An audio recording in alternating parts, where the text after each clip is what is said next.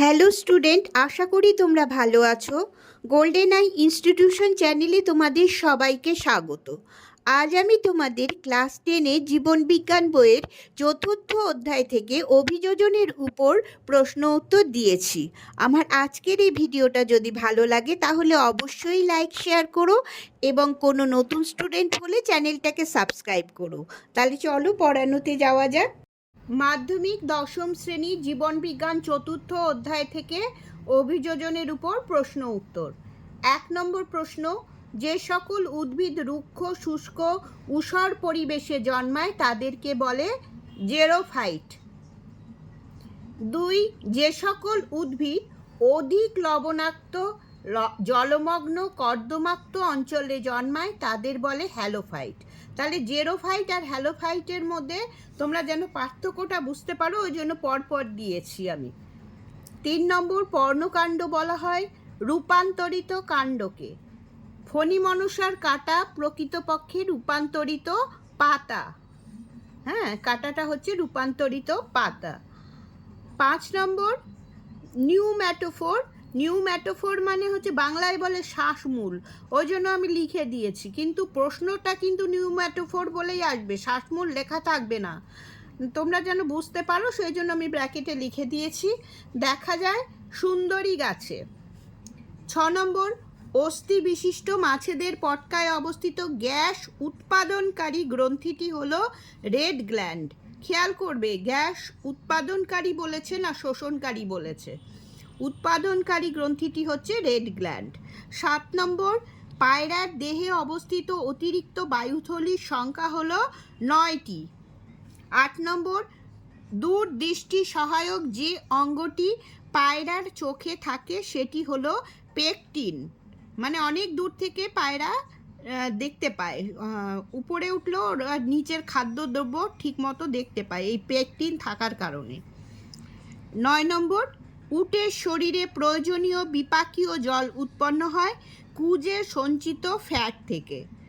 10 নম্বর, অস্থি বিশিষ্ট মাছের পটকায় অবস্থিত, খেয়াল করো এখানে গ্যাস শোষণকারী, এখানে হচ্ছে গ্যাস শোষণকারী অঙ্গটির নাম হচ্ছে রেটিয়া মিরাবিলিয়া। ঠিক আছে। 11 নম্বর, মৌমাছির ওয়াকটেল বা ওয়াগল নৃত্য দেখতে ইংরাজির 8 অক্ষরটির মতো। 12 নম্বর প্রশ্ন, উটের আরবিসির বৈশিষ্ট্য হলো, উটের আরবিসি অর্থাৎ লোহিত রক্তকণিকার বৈশিষ্ট্য হলো এগুলো ডিম্বাকার এবং নিউক্লিয়াসবিহীন। এক মানের প্রশ্নে এই দুটো লিখলেই হবে, ডিম্বাকার এবং নিউক্লিয়াসবিহীন হয়। 13 নম্বর, উটের মূত্রে ইউরিয়ার পরিবর্তে কি থাকে? ইউরিক অ্যাসিড থাকে। 14, ক্যাকটাসের পাতা কেন কাঁটায় রূপান্তরিত হয়? বাষ্পমোচন রোধ করার জন্য ক্যাকটাসের পাতা কাঁটায় রূপান্তরিত হয়।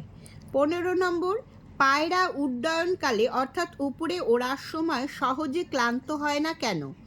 পায়রার ফুসফুসের সঙ্গে সংযুক্ত অতিরিক্ত 9টি বায়ুথলি উড্ডয়নকালে অক্সিজেন সরবরাহ করে, তাই পায়রা ক্লান্ত হয় না। মানে আমরা তো অক্সিজেনের অভাবে ক্লান্ত হয়ে পড়ি, তাই কিন্তু পায়রার ক্ষেত্রে কি 9টি অতিরিক্ত বায়ুথলি আছে, সেগুলো অক্সিজেন সরবরাহ করে, সেই জন্য ক্লান্ত হয় না। 16 নম্বর, মাছের দেহের প্লবতা নিয়ন্ত্রণকারী অঙ্গ কোনটি? পটকা। 17, মাছের দেহের দুপাশে অবস্থিত ভি আকৃতির পেশিকে কি বলে?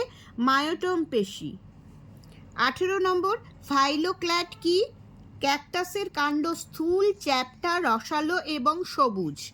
জল সংরক্ষণ ও সালোক সংশ্লেষের জন্য এরূপ অভিযোজন হয়েছে। এইরূপ কাণ্ডকে ফাইলোক্ল্যাড বলে। অনেক বইতে ফাইলোক্লেড আছে, ওই একই ব্যাপার। হ্যাঁ, যেরকম প্রশ্ন আসবে সেরকম লিখবে, ফাইলোক্ল্যাড বলে।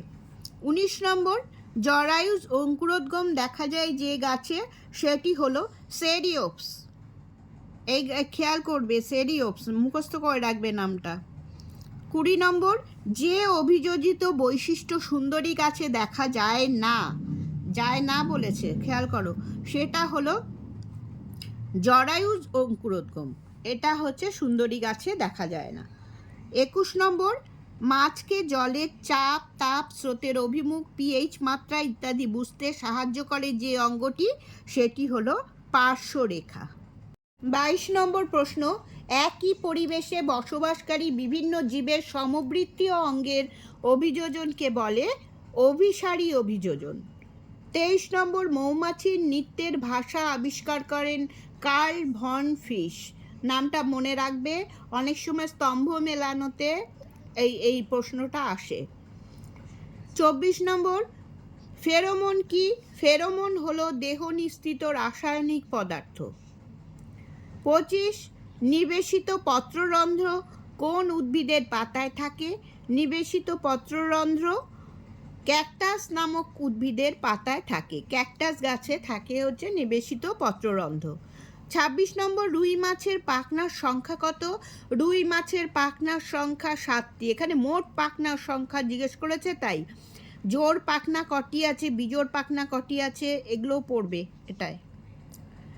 27 নম্বর, ওয়াকটেল বা ওয়াগল নৃত্যে অংশগ্রহণ করে শুধুমাত্র শ্রমিক মৌমাছি। এটা খেয়াল করবে, এখানে রানী মৌমাছি বা পুরুষ মৌমাছি কেউ এই নৃত্যে অংশগ্রহণ করে না, শুধুমাত্র শ্রমিক মৌমাছি করে। 28 নম্বর, রুই মাছের আকৃতি মাকুর ন্যায় হওয়ায় অভিযোজনগত সুবিধা কি? রুই মাছের আকৃতি মাকুর ন্যায় হওয়ায় মাছ দ্রুত জলে গমন করতে পারে। 29, দুইটি জেরোফাইট বা জাঙ্গল উদ্ভিদের উদাহরণ দাও। জেরোফাইট উদ্ভিদকে জাঙ্গল উদ্ভিদও বলা হয়। তাই আমি দুটো নামই লিখে দিয়েছি, ফণিমনসা এবং ক্যাকটাস। এই দুটো উদ্ভিদ হচ্ছে জাঙ্গল উদ্ভিদ। 30 নম্বর, একটি আচরণগত অভিযোজনের উদাহরণ দাও। খুব ইম্পর্টেন্ট প্রশ্ন, আচরণগত অভিযোজন। এটার উদাহরণ বললে লিখতে হবে মৌমাছির নৃত্যের মাধ্যমে বার্তা আদান প্রদান করে। এটাই হচ্ছে আচরণগত, মৌমাছির আচরণগত অভিযোজনের উদাহরণ।